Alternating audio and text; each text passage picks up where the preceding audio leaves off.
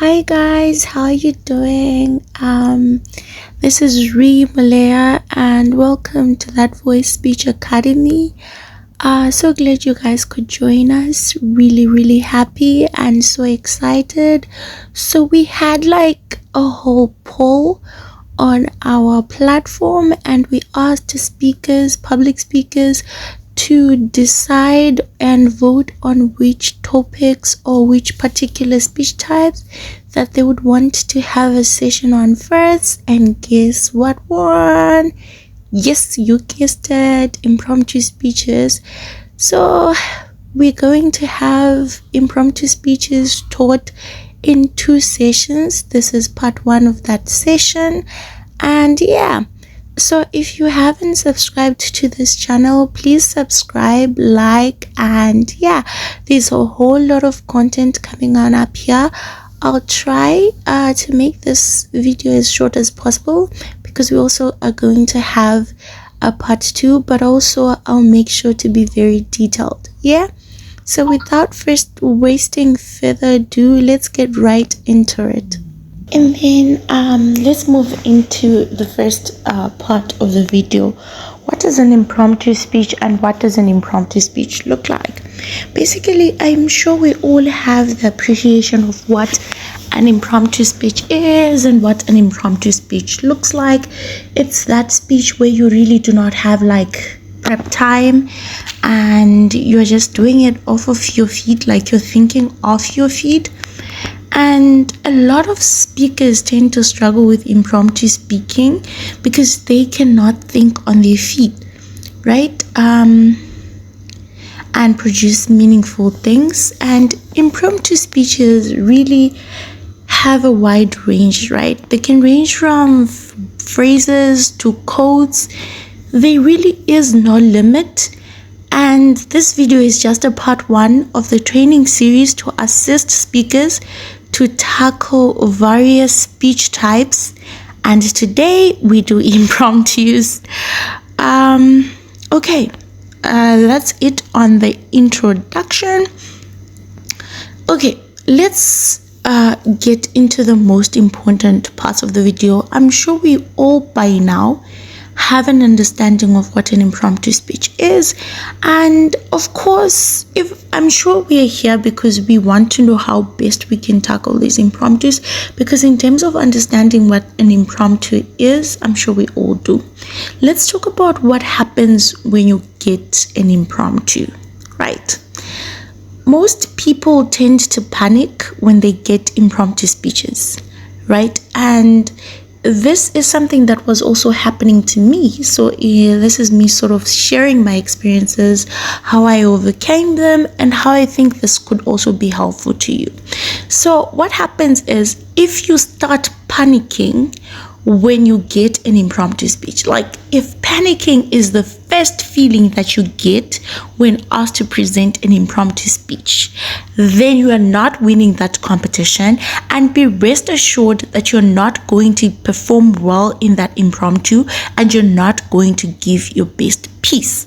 So what do I mean by this? I mean the first and foremost important thing for us that we're going to learn on this video is to wipe out that mentality of panic and anxiety towards impromptu speeches. Like, you need to change your attitude towards impromptu speeches. Basically, these are not there to kill you. The only thing that can kill you is death, and impromptu speeches are not death. Trust me. So the first and foremost important thing, and I'm going to emphasize this over and over again throughout this video, is for you to change your attitude towards impromptu speeches. So basically, you know, I'm an accounting student. I'm like pursuing an accounting major. So obviously I will not know this medicine stuff, but in my experience, I've heard that and I have seen that the way we see things, or the way and our attitude towards things, ultimately influences the results that we're going to get from that particular thing. I know this sounds crazy, but if you start seeing impromptu speeches as an obstacle, if you start seeing impromptu speeches as something that makes you panic, that makes you get attacks, panic attacks, all that, you're not going to do well. You need to change your attitude towards impromptus. And much of the reasons why we have certain attitudes of this nature towards impromptus is that we tend to think that because we haven't prepped enough, because we're not going to prep enough, because we don't know this topic, because we've never heard this word, we're unlikely to perform well. Well, I'm here to tell you something new. Change your attitude. Literally, change your attitude. Change your attitude, sis. Change your attitude. Change how you see impromptu speeches, right? That's the most important. Like, it's the first and most important thing that I cannot emphasize enough. Do away with the mentality of seeing impromptu speeches as torture, and then you'll see. Trust me, it all falls into place if we first do away with that particular attitude. Then, what's next?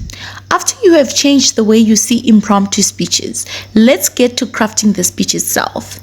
Like, I'm going to need you to listen to me. Even adjudicators that judge impromptus know that you're most likely not to be coherent or flawless in your delivery or in addressing a given topic. So don't be hard on yourself to think the most creative piece ever. That's not what will make you stand out. So the thing is, when we are crafting speeches as public speakers, it is in our nature for us to want to produce the most flawless, the most creative, the most, shocking items that adjudicators have ever heard of, the most, what do I want to say? Like, the most error-free items, like something that's going to sound like the best thing your adjudicators have ever heard. And literally, this is you being hard on yourself. You're being hard on yourself firstly because sometimes you really don't even know the phrase that they give you. Sometimes you really will struggle to comprehend. Sometimes you really will struggle to come up with something that's like meaningful, contextualize whatever phrase, whatever word that you have been given in a meaningful way. So you wanting to be flawless and coherent in your delivery is just you being hard on yourself. And you don't need to do that in order to be perfect at impromptus. And adjudicators know that. And adjudicators know that your English may not necessarily be correct English. You're going to break English here and there. And that's fine, because that's not what they're going to be looking at. They're not going to be hard on you on the basis of that. Because trust me, I have urged a lot of impromptus. I've urged with a lot of judges impromptu speeches, and the idea of coherence and all that is something we really do throw here and there. But most likely someone in the deliberation is likely to say, oh well, but it was an impromptu, and this is something that we can bear with and understand, so what makes you stand out? In order for you to stand out in your impromptu speech, you need to own the stage. Like, very few participants in impromptu speeches are comfortable enough to own the stage. A lot of speakers associate impromptu speeches with discomfort, anxiety, and it is this very mindset that makes it hard for them to own the stage and be comfortable. Mastering the art of owning the stage, even when we are unsure, goes a long way in public speaking. It's one that will definitely set you apart. And from my experience judging with many judges in impromptus, they award participants in impromptus for confidence and seeming sure and owning the stage in comparison to other participants, in comparison to other competitors. That is what makes you stand out. Own the stage. Like, this is my 5 minutes, this is my 2 minutes, and I'm going to own it. And whatever I do, I'm going to make sure I'm comfortable here. The thing is, we as public speakers are comfortable in our space. We like public speaking and we love it. That is why we do it. And this is something that we love, and hence we continue to do it. So my thing is, what makes you stand out is you staying true to what made you start public speaking in the first place. That passion, that drive. Own the stage. This is your time. Act like this is the last time you ever speak in front of a crowd, and make the most of it. Like, if you do not make the most of it, then you cannot stand out. Because what happens is, when you own the stage, owning the stage starts from a certain mentality that you have when you get the topic, right?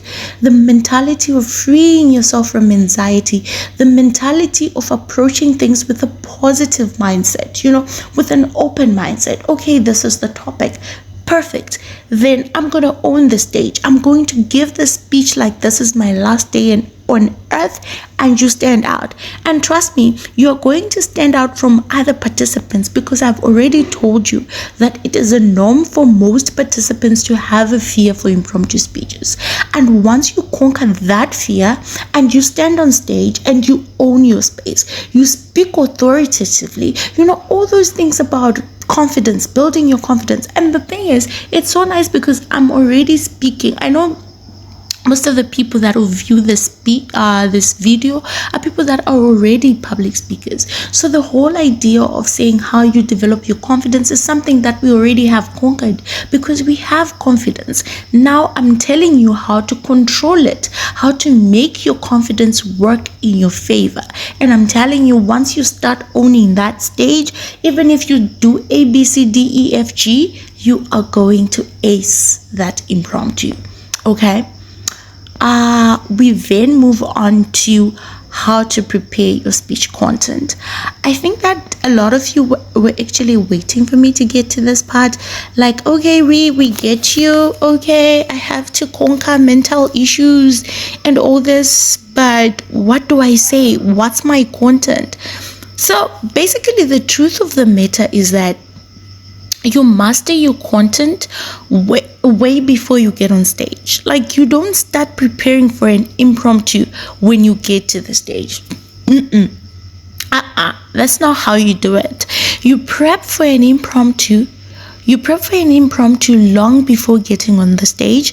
And I don't mean that you need to preempt impromptu speeches. I mean preparing well in advance your content and word order.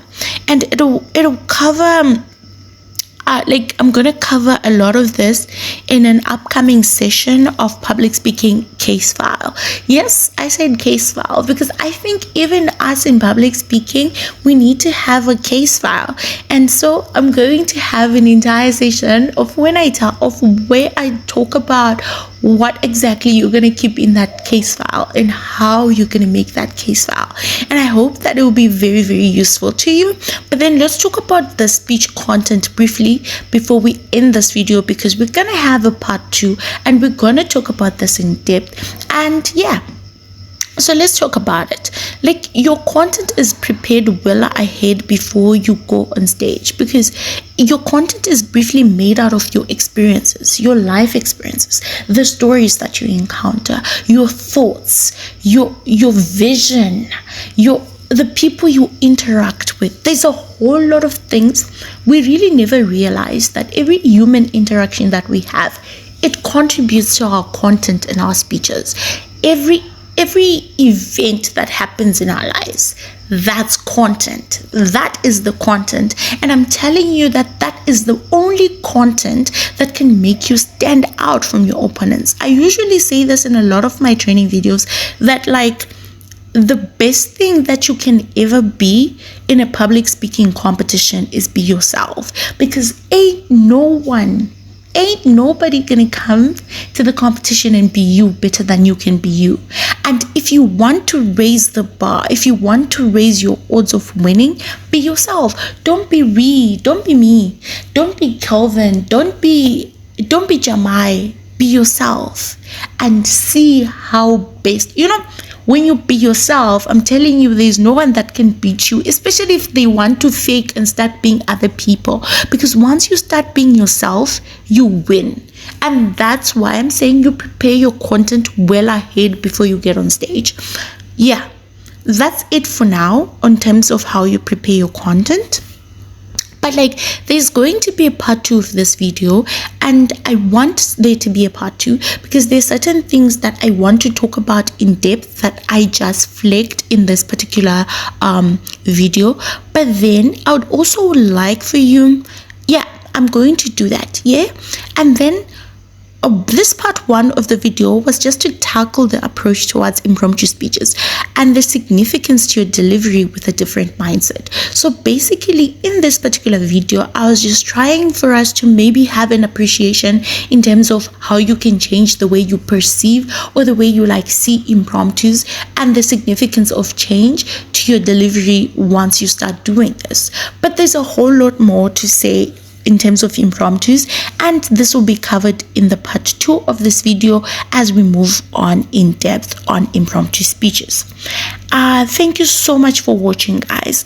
Another thing that I will encourage you to do is utilize the comment section for you to ask other things pertaining impromptu speeches. Like, I'm so open to your questions, and these questions are what will make part 2 of this video cover much depth, and yes, cover much depth in terms of impromptu speeches. But not only that, address questions that you may have pertaining impromptu speeches that may not have been applicable to me, which is why probably I didn't feel the need to talk about those particular things, which you may think that would make part 2 of this video much more fruitful. So utilize the comment section to ask in terms of what you didn't get, to ask in terms of clarity, but also to ask other questions that you think part 2 of this video session on impromptu sessions should cover. That said, guys, from Ree Muleya at That Voice Speech Academy, thank you so much, guys, for watching. Please subscribe and watch out for part 2, and remember what I told you. Use the comment section to ask questions. Yeah.